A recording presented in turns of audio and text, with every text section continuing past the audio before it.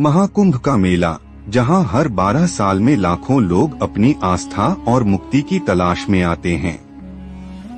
गंगा के पवित्र घाट पर श्रद्धालुओं का हुजूम उमड़ता है, लेकिन इस बार कुछ अलग था। घाट के एक कोने में एक रहस्यमयी बूढ़ा साधु खड़ा था, जिसकी आंखों में गहरी उदासी और चेहरे पर अजीब सी चिंता थी।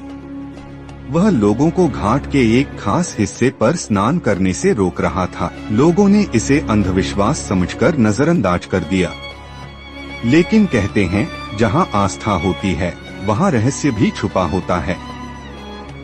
साधु ने चेतावनी दी, यह घाट श्रापित है।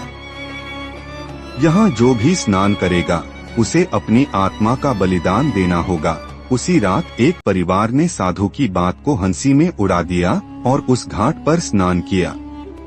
लेकिन जैसे ही वे पानी में डूबे, एक अजीब सी चीख गंगा के पानी से गूंज उठी। परिवार का सबसे छोटा बेटा राहुल गायब हो गया। उसके माता पिता उसे ढूंढते रहे, लेकिन वह कहीं नहीं मिला। काल में एक शापित साधक का स्थान था।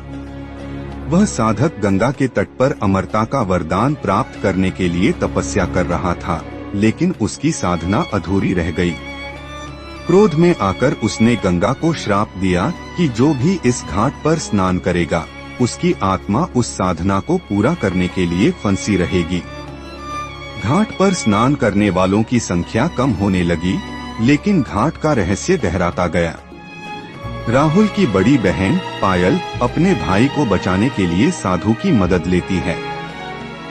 साधु बताता है कि अगर कोई गंगा की देवी से प्रार्थना कर उनकी कृपा प्राप्त कर ले तो इस श्राप से छुटकारा पाया जा सकता है। पायल ने अंधेरी रात में गंगा किनारे बैठकर मंत्रों का जाप शुरू किया। अचानक गंगा के पानी से एक परछाई उभरी। यह गंगा की देवी थी। देवी ने बताया, यह श्राप केवल तभी टूटेगा जब एक निर्दोष आत्मा इस घाट पर अपने प्राण त्याग दे। पायल ने खुद को बलिदान के लिए प्रस्तुत किया। जैसे ही उसने घाट के पानी में कदम रखा, एक तेज रोशनी फैली और श्राप टूट गया। राहुल और अन्य सभी आत्माएं मुक्त हो गईं। लेकिन पायल हमेशा के लिए गंगा की लहरों में समा गई। आज भी महाकुंभ में लोग उस घाट से दूर रहते हैं और कहते हैं कि अगर आप ध्यान से सुने तो पायल की प्रार्थनाओं की गूंज गंगा की लहरों के साथ सुनाई देती है।